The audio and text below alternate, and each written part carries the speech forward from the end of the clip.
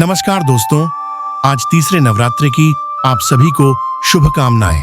आज तीसरे नवरात्रि के अवसर पर हम बात करेंगे कि यह दिन क्यों मनाया जाता है और इसके पीछे की खास कहानी क्या है। नवरात्रि का तीसरा दिन मां दुर्गा के चंद्रघंटा स्वरूप को समर्पित है।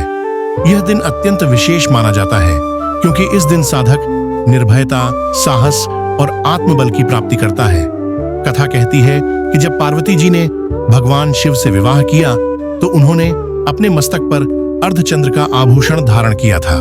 इसी कारण उनका यह तेजस्वी रूप चंद्रघंटा कहलाया।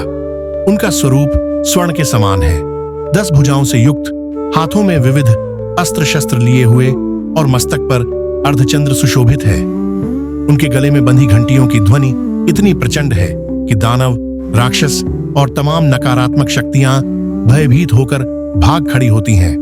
यह घंटियों की गूंज ही है जो अंधकार पर प्रकाश, अन्याय पर न्याय और असत्य पर सत्य की विजय का संदेश देती है।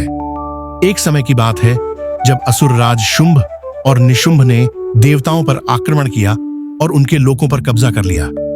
उनके कर्ता धर्ता छंड और मुंड अपनी शक्ति के मद में नित नए अत्याचार करते थे। देवता भयभीत होकर माता दुर्गा का आह्वान करते हैं। उसी समय माता अपने चंद्रघंटा स्वरूप में प्रकट होती हैं। उनका प्रलयंकारी तेज देख असुर सेना भयभीत हो जाती है। मां के घंटे की घनघनाहट से धरती और आकाश गूंज उठते हैं। युद्ध के रणभूमि में उन्होंने असुरों का नाश किया और देवताओं का लोक पुनः सुरक्षित किया। मां चंद्रघंटा की उपासना का आध्यात्मिक महत्व भी गहरा है। ऐसा माना जाता है कि साधक जब तीसरे दिन उनकी पूजा करता है तो उसके जीवन से भय और नकारात्मकता समाप्त होती है। उसकी आत्मा में शौर्य और पराक्रम का संचार होता है।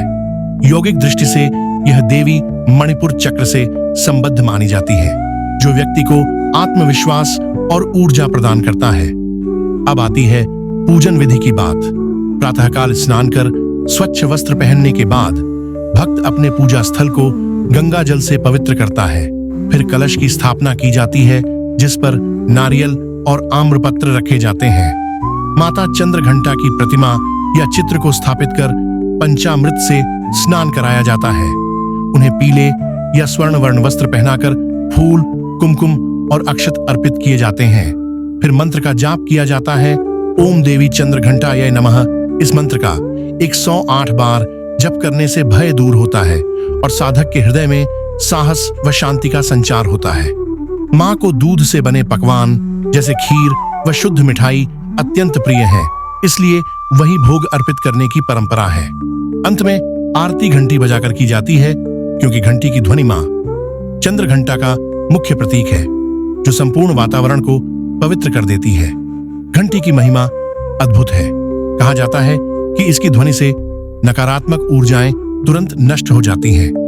भारतीय परंपरा में पूजा के समय घंटा बजाना इसी कारण अत्यंत शुभ माना जाता है। इसका एक गहरा मनोवैज्ञानिक प्रभाव भी है। यह मन को शांति और एकाग्रता प्रदान करता है।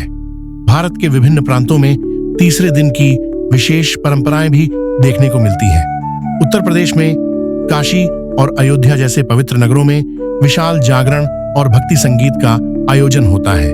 बिहार और झारखंड में विशेष रूप से दूध और लस्सी का भोग चढ़ाया जाता है।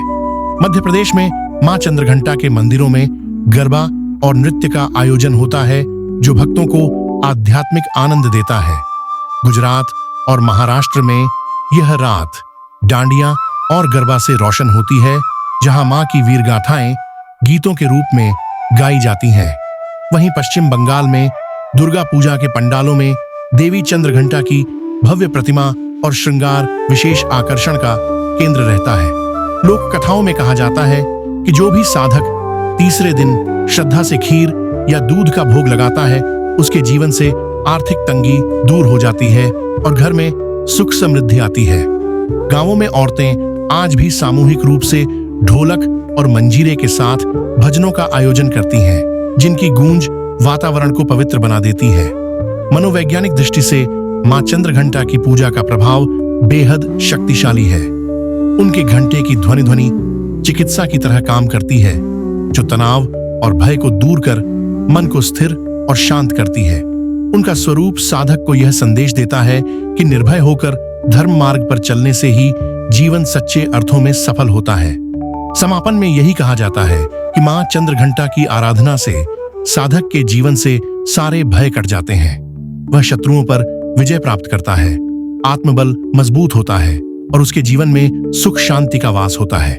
इस प्रकार नवरात्रि का तीसरा दिन केवल एक पूजन दिन ही नहीं, बल्कि जीवन में साहस, ऊर्जा और आत्मबल का संचार करने वाला पवित्र अवसर है।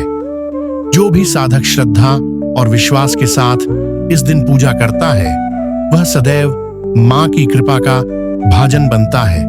वीडियो पसंद आया हो तो लाइक और शेयर करें और चैनल को सब्सक्राइब करना न भूलें। जय माता दी।